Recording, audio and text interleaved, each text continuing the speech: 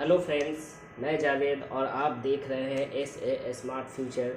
दोस्तों, जैसा कि मैं आज फिर से आपके सामने एक केस स्टडी फ़ोन लेकर आया हूं और ये सैमसंग का, जहां तक मैं आपको बता दूं कि ये सैमसंग का A53 मॉडल है। A53 मॉडल है 5G। और ये फ़ोन क्या है, ये डेड है, किसी अदर टेक्नीशियन ने ही हमें दिया है और इसके अंदर ऑलरेडी ये कुछ ना कुछ काम किया गया है और जिससे पीछे का जो ये बैक पैनल है ये निकला हुआ है।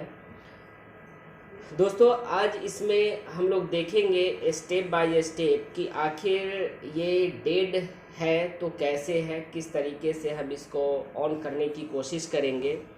इसके सर्किट से प्रॉब्लम है या फिर कोई आईसी से दिक्कत है क्या नहीं है, ये हम लोग आगे जब स्टेप बाय स्टेप चेक करेंगे तो हमें ये पता चलेगा कि आखिर इसके अंदर प्रॉब्लम क्या है। दोस्तों, जैसा कि अभी तक हम लोगों ने देखा है या फिर जो टेक्नीशियन भाई है वो बहुत लोग ये समझते हैं कि ज़्यादातर अभी जो प्रॉब्लम आ रही है डेड की, वो मोस्टली सीपीयू से ही आती है, क्योंकि सीपीयू में जो कंपनी ने ग्लू का यूज़ किया है उसके वजह से, ग्लू के वजह से बहुत सारे ऐसे फ़ोन हैं जो डेड कंडीशन में चले जाते हैं। जैसे में अगर आप रेडमी के देखेंगे तो उसमें रेडमी नोट 10 है, नोट 10 प्रो है, जो उसका ग्लू यूज़ किया गया है वो उसकी तरह से देखा जाए। फिर सैमसंग में भी बहुत सारे ऐसे मॉडल है, A12 है, आपका A14 है, सैमसंग 5G। तो बहुत सारे ऐसे मॉडल है जो सीपीयू से प्रॉब्लम आती है। हो सकता है इसके अंदर भी वो प्रॉब्लम होगी, लेकिन कुछ स्टेप्स को हम लोग फॉलो करेंगे यहाँ पे और देखेंगे कि क्या इसके अंदर। सबसे पहले हम लोग 6 पोर्ट से देखेंगे और 6 पोर्ट में जब मैंने यहाँ पे लगाया तो यहाँ पे आप दिखाइएगा थोड़ा, यहाँ पे कोई लोड, यानी 4th नंबर वाला जो है ये हमारा लोड होना चाहिए, तो यहाँ पे कोई भी लोड नहीं है, कुछ भी यहाँ पे नहीं है। दोस्तों, एक बार हम लोग क्या करेंगे, इसके अंदर हम लोगों को ये देखना है कि सीपीयू को, हो सकता है बहुत सारे ऐसे टेक्नीशियन है, बहुत सारे जगहों पे ये चीज़ें होती है कि सीपीयू के ऊपर हल्का नॉर्मल हीट देने पर ये फ़ोन कभी कभार ऑन हो सकता है। हो सकता है अगला टेक्नीशियन ने ऐसा ही किया होगा इसके अंदर। जो अभी तो फ़िलहाल में 6 पोर्ट के अंदर यहाँ पे कुछ भी लोड नहीं है, लेकिन जो अदर टेक्नीशियन जो करते हैं वो एक चीज़ एक बार हम लोग फॉलो करके देखते हैं। तो चलिए हम पहले इसे खोल लेते हैं। यहाँ पे दिखाइएगा।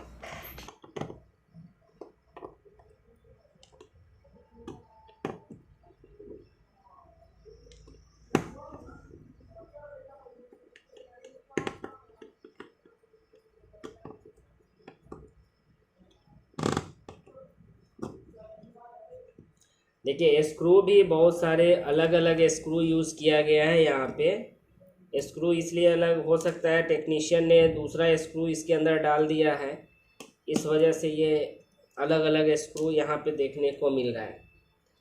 तो देखिए, सबसे पहले कंडीशन की अगर हम लोग बात करें तो एक बार बैटरी लेवल हम लोग देख लेते हैं कि बैटरी लेवल क्या है। तो ये हमारा डीसी पे, हम लोग सप्लाई डीसी पे रखते हैं और एक बार बैटरी लेवल को देख लेते हैं कि बैटरी लेवल हमारा क्या है। देखिए, बैटरी लेवल 4.0 है, तो यहाँ पे तो हमारा सही है, बैटरी बिल्कुल सही है।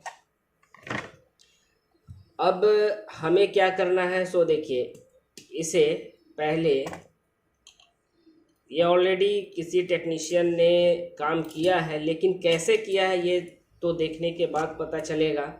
इस एरिया को तो ये स्टील नहीं निकाला गया है, इधर भी इसके ऊपर एक कवर होता है जो ये ब्लैक कलर का, ये उतार कर, हो सकता है इसके ऊपर नॉर्मल हीट करके किसी टेक्नीशियन को यानी कस्टमर को दे दिया गया होगा, हो सकता है ऐसा। तो चलिए एक बार हम लोग भी फॉलो करके वो देखते हैं कि वो होता है कि नहीं।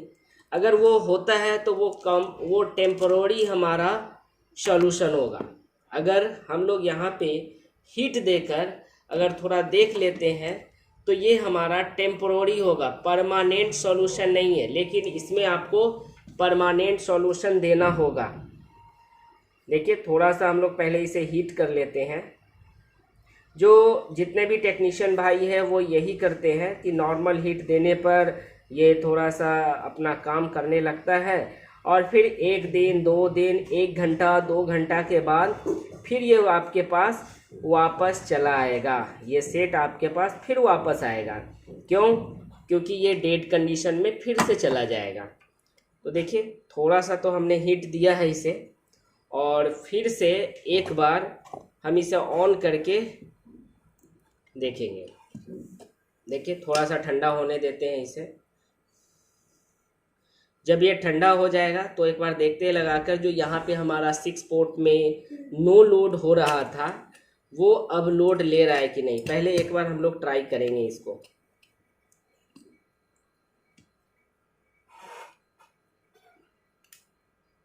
देखिए थोड़ा बोर्ड अभी गर्म है, हल्का थोड़ा ठंडा होने दीजिएगा।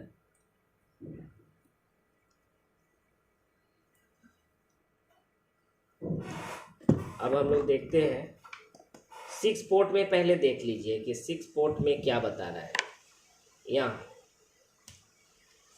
देखिए, यहाँ पे दिखाइएगा, यहाँ पे अब 6 पोर्ट में देखिए यहाँ पे 160 0.60 फिर 160 ये लोड लेने लगा, ये लोड ले रहा है।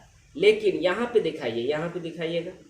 अब ये देखिए यहाँ पे हमारा फ़ोन 69% ये चार्ज भी है, और ये फ़ोन हमारा जब आप इसे ऑन करेंगे तो ये फ़ोन अब कंप्लीट ऑन भी होगा। देखिए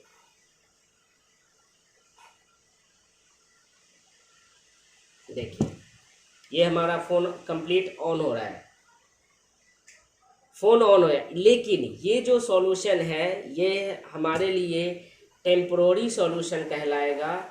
इसे अगर परमानेंट सॉल्यूशन अगर आपको जाना है तो हमें सीपीयू को रिवॉल्व करके ही डालना पड़ेगा, तभी जाकर ये कंप्लीट हमारा सॉल्यूशन होगा, और फिर कस्टमर जो है फिर आपके पास दोबारा नहीं आएगा। तो देखिए दोस्तों क्या है ना कि ये आपके पास ये आपके दुकान का रेपुटेशन का भी सवाल हो जाता है। दुकान का रेपुटेशन का सवाल ये हो जाता है कि हमारा दुकान सही है। मान लीजिए 1 घंटा में कोई कस्टमर आया और ये चला गया।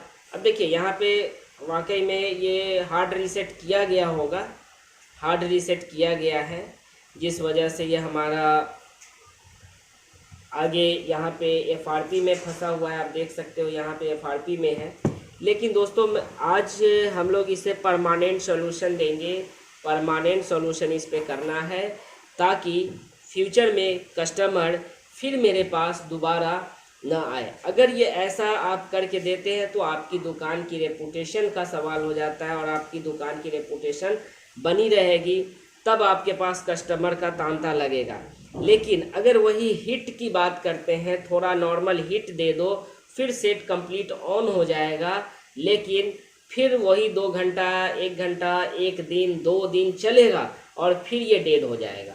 तो ऐसा नहीं करना है आपको। आपके पास स्किल्ड है, आपके पास अच्छा नॉलेज है, तो आप क्या करो कि बहुत ही बेहतर ढंग से कोई भी फ़ोन को रिपेयर करो। नहीं तो अगर आप ऐसे रिपेयर करते हो, थोड़ा सा नॉर्मल हीट करके अगर रिपेयर करके देते हो, तो फिर ये कहीं पे भी सही नहीं है।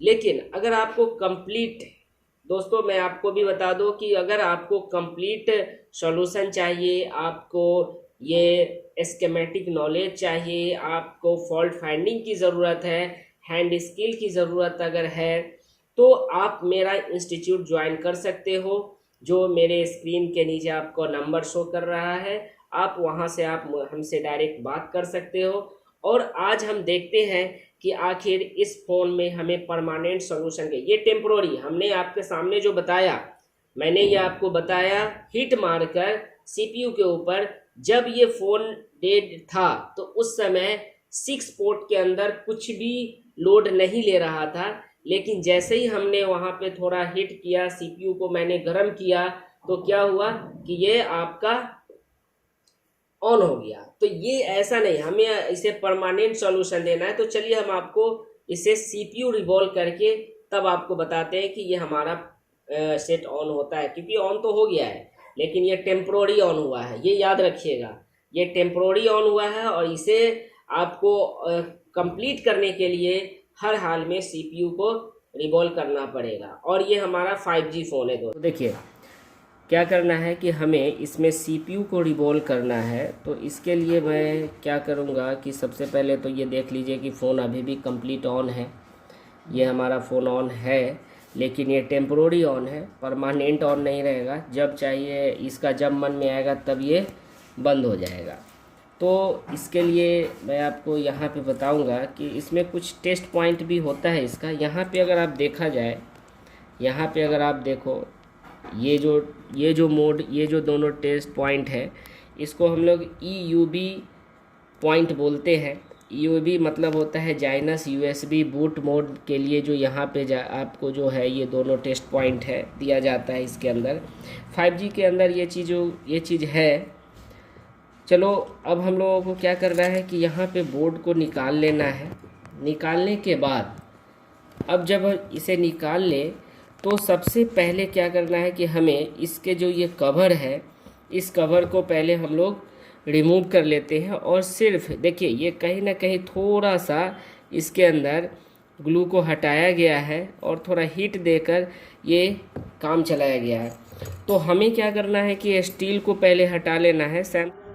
दोस्तों जैसा कि सैमसंग के अंदर ये जो स्टील जो होती है, ये स्टील काफ़ी ज़्यादा हार्ड नहीं होता है जैसे अदर ब्रांड के ऊपर होता है। इसके अंदर आप चाहो तो थोड़ी सी ये कट करके, अपना जो ऑपरेशन ब्लेड है उससे साइड से कट करके, और ये आप इसको कटर से रिमूव कर सकते हो, जैसा कि हमने यहाँ पे आपको दिखाया।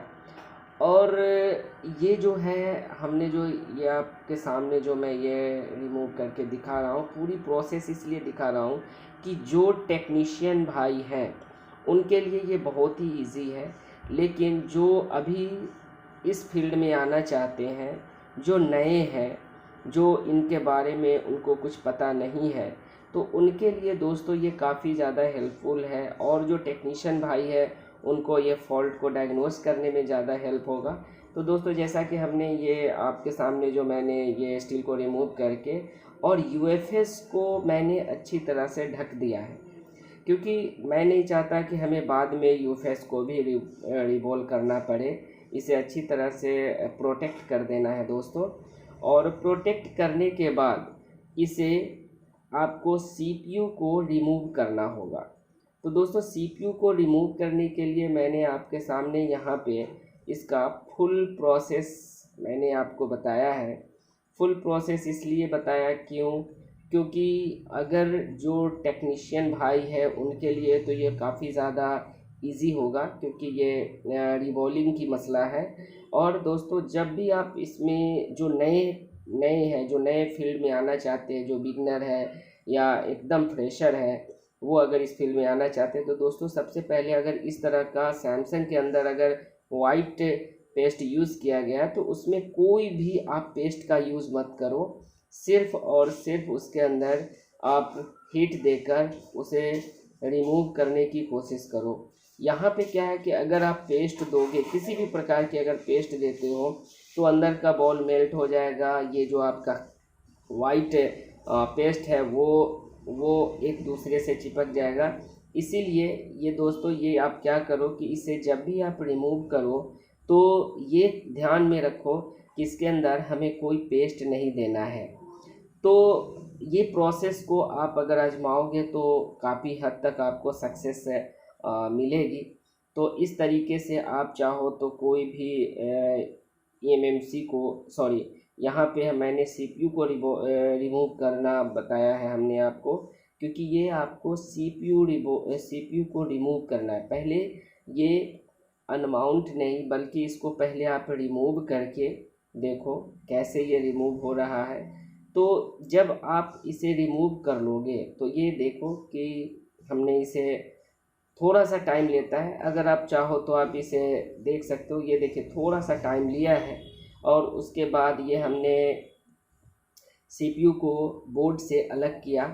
तो इसके बाद आपको क्या करना है कि थोड़ी सी पेस्ट लेनी है, फ्लक्स पेस्ट लेनी है, और इसे हल्के हाथों से इसे आपको इसके जो पेस्ट है, जो पीपीडी जिसने कंपनी ने यूज़ किया है और ग्लू यूज़ किया है, आप थोड़ा सा इसे क्लीन कर लें। तो ये क्लीन करने के लिए आप एकदम सॉफ्ट हैंड से, कभी भी अगर बॉल आईसी बोर्ड के ऊपर का अगर आप बॉल क्लीन कर रहे हो तो कभी भी अपने आयरन को बोर्ड से दबाना नहीं है। तो ये चीज़ थोड़ा सा ध्यान में रखना है, और ध्यान में रख कर इसे आपको अच्छी तरह से वर्क में लाना है। तो इसे पेस्ट से थोड़ी सी अच्छी तरह से हमें इसे क्लीन कर लेना है। और क्लीन करने के बाद हमें क्या करना है कि यहाँ पे आप डिसोल्डिंग वायर से क्लीन करो। देखो ये जैसा कि मैंने यहाँ पे डिसोल्डिंग वायर से क्लीन कर रहा हूँ, तो ये आपको डिसोल्डिंग वायर से क्लीन करनी है। मैंने यहाँ पे पूरी प्रोसेस बताया है, इसलिए प्रोसेस बताया कि जो हमारे नए टेक्नीशियन है उनके लिए बहुत इजी है, मैंने पहले भी अभी बताया। लेकिन जो बिगनर है, जो जो आपके पास जो एकदम बिल्कुल फ्रेशर है, एक नया जो नए नए फील्ड में अपने मोबाइल के इंडस्ट्रीज़ में अपना एक फील्ड बनाना चाहते हैं, तो इनके लिए ये काफ़ी ज़्यादा हेल्पफुल है। और जो टेक्नीशियन भाई है वो चाहे तो ये रिबॉलिंग की प्रोसेस को आप स्किप करके आगे बढ़कर आप आगे की प्रोसेस को देख सकते हो। तो जैसा कि मैंने यहाँ पे अच्छी तरह से इसे क्लीन कर लिया है। क्लीन जब बोर्ड की हो जाएगी तो दोस्तों ये सीपीयू को आपको क्लीन करना है। तो सीपीयू अच्छी तरह से जब आप क्लीन कर लोगे तो उसे रिवॉल्व करना है। तो मैंने इसे बोर्ड का तो क्लीन कर लिया। अब आपको ये सीपीयू के ऊपर बहुत सारे आप देख सकते हो कि यहाँ पे ग्लू है। तो ग्लू जो है आपके टेम्परेचर जो होनी चाहिए वो 290 डिग्री आप टेम्परेचर रख सकते हो। यहाँ पे एयर 1 पे आप डाल सकते हो। तो यहाँ पे आप इसे अच्छी तरह से पहले इसकी जो ग्लू है वाइट, और याद रहे ये जो ग्लू जो है ये वाइट ही होनी चाहिए, ऐसे आपका टेम्परेचर रखना है। नहीं तो ये अगर ब्लैक हो गया तो सीपीयू डैमेज होने का ख़तरा बना रहता है। तो ये चीज़ पे हमेशा ध्यान रखना है कि सीपीयू डैमेज नहीं होनी चाहिए। तो हमने अच्छी क्लीन कर दिया। अब इसके ऊपर सॉफ्ट हैंड से आपको डिसोल्डिंग वायर को मूव करानी है, ताकि एक एक बॉल इसका जो है वो क्लियर हो जाए, बन जाए, और तब हमें रिवॉल्विंग करने में बड़ी आसानी हो, रिवॉल्विंग में कोई प्रॉब्लम नहीं आनी चाहिए। तो ये चीज़ें हैं जो हमने आपको अच्छी तरह से पूरी डिटेल के साथ बताने की कोशिश की है कि आखिर कोई भी 5G हैंडसेट के अंदर जो सीपीयू से रिलेटेड अगर प्रॉब्लम आती है तो हमें कैसे उसे सॉल्व करना है। तो ये चीज़ें आपको भी समझनी है और आपको देखनी है। हमें लगता है कि आपको इस वीडियो से बहुत सारे जो नए हैं, जो नया इस फील्ड में आना चाहते हैं, या टेक्नीशियन भाई हैं, उन्हें भी बहुत सारी हेल्प मिलने वाली है। तो आप देख सकते हो कि यहाँ पे मैंने अच्छी तरह से पहले पेस्ट से इसको क्लीन किया, फिर उसके बाद हमने डिसोल्डिंग वायर इसके ऊपर चढ़ाया, और अब पीपीडी से इसे क्लीन करना है, ताकि हर बॉल एकदम ऊपर का जो ड्राई हो गया है, जो सूख गया है, वो क्लीन हो जाए और हमें रिवॉल्व करने में कोई परेशानी ना हो। तो इसे अच्छी तरह से आप क्लीन कर लो, साफ़ कर लो। उसके बाद क्या करो कि आप रिवॉल्विंग के लिए स्टेंसिल में इसे ले जाओ। तो जब आप रिवॉल्विंग करने के लिए स्टेंसिल में ले जाओगे तो ऐसा है कि आप इसे यूनिवर्सल से इसे रिवॉल्व नहीं कर सकते हो, क्योंकि यूनिवर्सल में इस तरह का बॉल नहीं दिया है। एक स्ट्रेट बॉल है बीच वाला, और किनारे वाला जो है वो एरो में है। तो इस तरीके से आपका जो है आप देख सकते हो कि इसे प्रॉपर इसका अपना स्टेंसिल ही होनी चाहिए, तभी जाकर इस नंबर की सीपीयू को आप रिवॉल्व कर सकते हो। तो रिवॉल्विंग की प्रोसेस जो है वो सेम है, सभी लोग जानते भी होंगे कि रिवॉल्विंग का क्या प्रोसेस है, कैसे हमें रिवॉल्व करना है। रिवॉल्व करने के बाद जब हमारा ये CPU रिवॉल्व हो जाएगी तो हमें क्या करना है कि सीधा हमें PCB के ऊपर इसे माउंट कर देना है। जब PCB के ऊपर माउंट करेंगे, माउंट करने के बाद हमारी फ़ोन यहाँ पे सक्सेस होनी चाहिए। आप देख सकते हो कि हमारा फ़ोन यहाँ पे सक्सेस होगा या नहीं होगा, वो तो खैर आगे की प्रोसेस है। पहला जो हम लोग अभी जिस प्रोसेस से गुजर रहे हैं वो है हमारा CPU की रिवॉल्विंग की। तो यहाँ पे हमें CPU की रिवॉल्विंग को देखना है, CPU की रिवॉल्विंग को समझना है। और ये हमने CPU को जो है ये हमने रिवॉल्व करने की कोशिश की और ये 100% ये रिवॉल्व हो गया। दोस्तों रिवॉल्विंग के समय हमारा टेम्परेचर 280 होनी चाहिए और एयर 1 पे होनी चाहिए। अगर आप क्विक 857DW+ यूज़ कर रहे हो तो जैसा कि आप देख रहे हो कि यहाँ पे हमारा ये CPU रिवॉल्व हो चुका है। अब इस CPU को थोड़ा क्लीन करके, अच्छी तरह से ब्रश से क्लीन करके हमें क्या करना है कि इसे PCB के ऊपर माउंट कर देना है। PCB के ऊपर माउंट करने के बाद फिर हमें ये देखना है कि हमारा फ़ोन सक्सेसफुली ऑन हुआ या नहीं। तो अभी तो फ़िलहाल मुझे CPU को PCB के ऊपर माउंट करनी है। तो माउंट करने के लिए दोस्तों क्या है ना कि हमें इसके ऊपर जो आप देख रहे हो CPU के PCB के ऊपर जो बॉल जो रिमूव है वो दोस्तों मोस्टली NC पिन होती है। जितने भी बॉल निकली है वो NC है। तो यहाँ पे आप थोड़ी सी फ्लक्स पेस्ट का यूज करो। यहाँ पे ज़्यादा पेस्ट यूज़ नहीं करनी है, थोड़ी सी यूज़ करनी है ताकि हमें IC जब आप माउंट करने जाओ तो IC इसके ऊपर तैरने ना लगे। तो इसलिए आप थोड़ा सा यूज़ करो। आप चाहो तो रोज़िन का भी इस्तेमाल कर सकते हो आप लोग। तो यहाँ पे मैंने फ्लक्स पेस्ट का ही यूज़ किया है और इसके बाद मैं इसके ऊपर माउंट कर दूँगा। और माउंट करने के बाद दोस्तों ये हमें देखना है कि आखिर हमारा फ़ोन सक्सेसफुली रिकवर होता है या नहीं होता है। तो जैसा कि अभी तो पहले मैं इसे माउंट कर रहा हूँ PCB के ऊपर, और PCB के ऊपर जब ये माउंट हो जाएगी तो हमें इसे इसके बॉडी में लगाकर हमें ये चेक करना है कि हमारा फ़ोन कम्प्लीटली ऑन हो रहा है या नहीं हो रहा है। तो अभी की टेम्परेचर जो होनी चाहिए दोस्तों 320 या 330 आप अपना टेम्परेचर रख सकते हो, एयर 2 पे रख सकते हो। ये हमने फुल प्रोसेस बताया है यहाँ पे, और ये फ्रेशर के लिए काफ़ी ज़्यादा लाभदायक वीडियो है, क्योंकि फ्रेशर लोग ये थोड़ा सा कितना टेम्परेचर होनी चाहिए, कितना एयर होनी चाहिए, इस पे थोड़ा कन्फ्यूज़न रहता है उन लोगों को।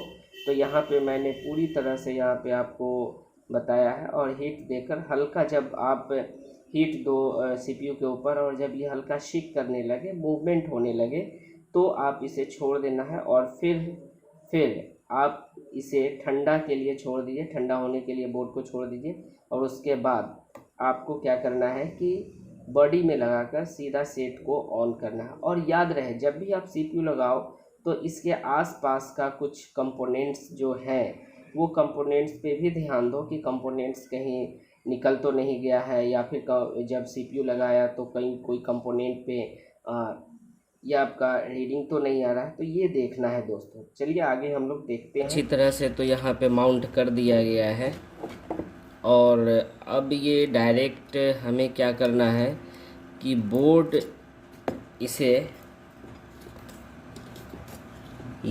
PCB को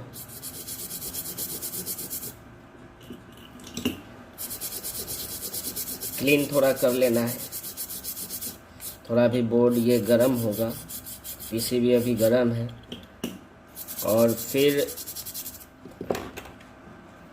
तब हमें क्या करना है कि एक बार इसके बॉडी में फिक्स करके हमें ये देखना है कि हमारा फ़ोन कम्प्लीटली ऑन हुआ या नहीं। क्योंकि देखिए ये फ़ोन जो है हमारा, ये फ़ोन तो थोड़ी सी CPU के ऊपर हिट पड़ने के बाद, CPU के ऊपर जब हिट लगा था तो फ़ोन कंप्लीट ऑन हो चुका था। लेकिन वो टेम्पोररी प्रॉब्लम था, हमने पहले भी आपको बताया लेकिन अब इसे परमानेंट सॉल्यूशन के लिए हमने सीपीयू को रिवॉल्व किया है। तो देखिए सीपीयू को तो रिवॉल्व करना ही पड़ता हमें, और जब तक अगर हम लोग परमानेंट सॉल्यूशन नहीं अगर देंगे तो फिर हमारा जो हमने आपको बताया कि कस्टमर का फिर वापस आना, ये आपकी दुकान की रेपुटेशन के ऊपर पड़ता है। तो ये सारी चीज़ों को देखना है। अब हमें क्या करना है कि डायरेक्ट इसके बॉडी में इस पीसीबी को फिक्स करके हमें ये देखना है कि हमारा ये जो है फ़ोन सक्सेस हुआ या नहीं हुआ। तो सबसे पहले चार्ज में ही लगा के एक बार मैं देखता हूँ कि चार्ज में क्या ले रहा है। ये विदाउट बैटरी 10, 20, 60 लेने लगे, और यहाँ पे आप देख सकते हो, ये देखो सैमसंग आकर ये रीस्टार्ट हो रहा है। ये सैमसंग हमने विदाउट बैटरी, ये बैटरी अभी नहीं लगी है, ये आप देख सकते हो बैटरी नहीं लगी है, लेकिन फिर भी यहाँ पे फ़ोन हमारा कम्प्लीटली ये ऑन होगा। तो चलिए एक बार हम लोग क्या करते हैं, इसे बैटरी को लगा देते हैं ऐसे, और हो सकता है हमने पहले चार्जर लगा के आपको मैं दिखाता हूँ कि ये हमारा फ़ोन ऑन हो रहा है या नहीं हो रहा है। ये देखिए चार्जिंग लोगो आया, और यहाँ पे 6 पोर्ट में 60 लिया, 180 अब ले लिया, 60 लिया है, 180 लिया है, और यहाँ पे परसेंटेज दिखाइएगा। परसेंटेज आप देख सकते हो कि यहाँ पे 71% ये चार्ज आपको दिखा रहा है। तो एक बार मैं पूरी तरह से इसे कंप्लीट ऑन करके मैं आपको दिखाता हूँ। देखिए ये फ़ोन हमारा कंप्लीट अभी ऑन होगा, आप देख सकते हैं यहाँ पे।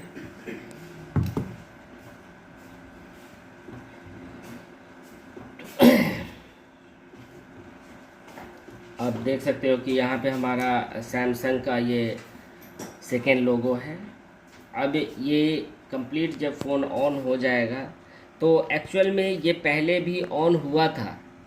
कब हुआ था? जब हमने सीपीयू के ऊपर थोड़ी सी हिट की थी, लेकिन वो परमानेंट सॉल्यूशन नहीं था। अब ये देखिए ये पूरी तरह से जैसे पहले था उसी कंडीशन में था। अब ये कस्टमर ने पहले इसे हार्ड रीसेट किया होगा, तो ये अभी एफआरपी में फंसा हुआ है। ये आप लॉक जहाँ पे आप देख सकते हो, अगर ये लॉक लगा हुआ है, ये लॉक का अगर सिंबल लॉक का है, अगर ये ओपन होता है तो एफआरपी नहीं होता है, और यहाँ पे क्या है कि ये आपका एफआरपी में लगा हुआ है। तो आप देख सकते हो कि मैंने इसके अंदर क्या क्या परमानेंटली सॉल्यूशन हमने दिया है। इसके अंदर परमानेंटली सॉल्यूशन कहने का ये मतलब हुआ कि हमने इसे टेम्प्रोरी भी बनाकर कस्टमर को दिया जा सकता था, जो अदर टेक्नीशियन ने किया था। लेकिन यहाँ पे हमने सीपीयू को रिवॉल्व किया, क्योंकि सीपीयू को रिवॉल्व करना एकदम लाजमी है। हमने आपको पहले भी बताया कि इसके अंदर जो सबसे ज़्यादा अगर कोई प्रॉब्लम आती है तो वो आती है इसकी जो कंपनी ने ग्लू यूज़ किया है, उस ग्लू के ड्राई होने से ही, हमारा बॉल ड्राई होने से ये प्रॉब्लम आता है। जब आप सीपीयू के ऊपर हिट करोगे तो वो सेट ऑन हो जाएगा, लेकिन कुछ समय के बाद 1 घंटा, 2 घंटा, 1 डे, 2 डेज, 3 डेज, यानी जितना भी हो, यानी 2 डेज, 10 दिन के अंदर में आपको ये फ़ोन वापस आना है, अगर आपने सिर्फ और सिर्फ सीपीयू के ऊपर हिट दे के दिया। तो अगर आपको इसी तरह से और भी ज़्यादा मतलब हैंड स्किल मजबूत करना है, हैंड स्किल, और आप काम कर रहे हो लेकिन आप ट्रेसिंग नहीं कर पा रहे हो, आप स्कीमेटिक को नहीं समझ पा रहे हो, आप फॉल्ट को डायग्नोस नहीं कर पा रहे हो, ठीक है आपके पास हैंड स्किल मजबूत है, लेकिन काम करने का कुछ आइडिया, टेक्निक अगर आपको नहीं मिल पा रहा है, तो आप मेरा इंस्टीट्यूट ज्वाइन कर सकते हो। मेरा नंबर है, आप उस नंबर से डायरेक्ट आप बात करके अपना सीट बुक करा सकते हैं। तब तक के लिए धन्यवाद। आगे फिर आपको नेक्स्ट वीडियो में मिलते हैं। शुक्रिया।